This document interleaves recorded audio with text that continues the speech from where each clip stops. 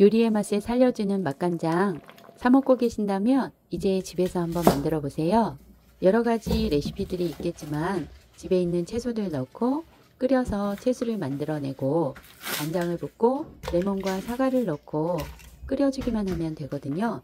그리고 간장과 채소의 비율은 6대4, 간장이 6, 채소 4 정도로 만드시면 되는데 진하게 만들고 싶으시면 간장을 더 넣으시고 약하게 만들고 싶으시면 채소를 더 넣으시면 되고요. 양파, 파, 마늘, 다시마, 샐러리, 표고, 생강, 통후추 한 숟가락 넣고 끓이시면 됩니다. 물은 500ml 넣고 끓였는데 물이 끓기 시작하면 10분 정도 후에 다시마는 건져 주시고요. 30분 정도 끓여서 나온 물을 체에 걸러줍니다. 이 물로 다시 간장과 끓여주기만 하면 되는데요. 채소의 양에 따라서 간장의 양을 조절하시면 될 것 같아요. 일반적으로 간장으로 채소 4 비율로 하시면 되는데 저는 채소가 200ml 정도 나와서 간장을 500ml 넣고 끓여줬어요. 간장과 채소를 넣고 끓일 때 사과와 레몬을 넣어 주시는데요. 이렇게 얇게 점여서 썰어 주시면 맛과 향이 더 빨리 우러나거든요. 설탕과 유자청도 기호에 따라서 양을 조절하시면 되는데요. 저는 설탕 1컵, 유자청 반컵, 여기에 청주 반컵 넣었고요. 썰어 놓은 레몬과 사과를 넣고 10분 정도 끓이다가 가다랑어포를 2분에서 3분 정도 체에 받쳐서 이렇게 담궈 주세요. 가다랑어의 깊은 맛이 우러나도록 2, 3분 기다리고 가다랑어포는 완전히 걸러 주세요. 이제 불을 끄고 가다랑어포에 남아있는 간장을 꾹꾹 눌러서 짜주고요. 이렇게 하면 완성이지만 사과와 레몬을 그대로 냄비에 둔 채로 밤에 끓여서 아침까지 그냥 놔두시면 맛과 향이 더 좋아진답니다. 저는 반을 덜어서 청양고추를 넣고 끓였거든요. 10분 정도 끓였고요.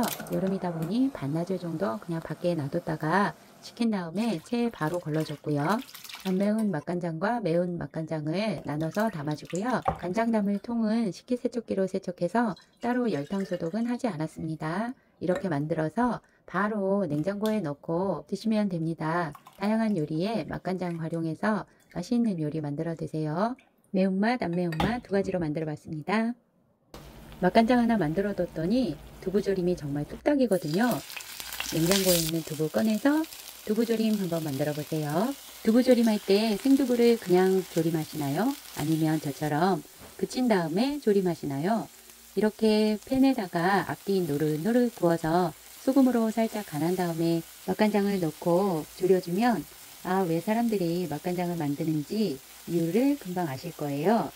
뒤쪽도 이렇게 노릇노릇 구운 상태에서 소금을 뿌려서 간을 해주시고요. 이제 물을 붓고 양념을 해줄 건데요.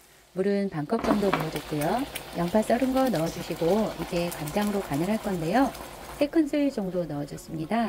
미리 소금으로 간을 해줬기 때문에 간장은 맛을 봐가면서 넣어주시면 되고요.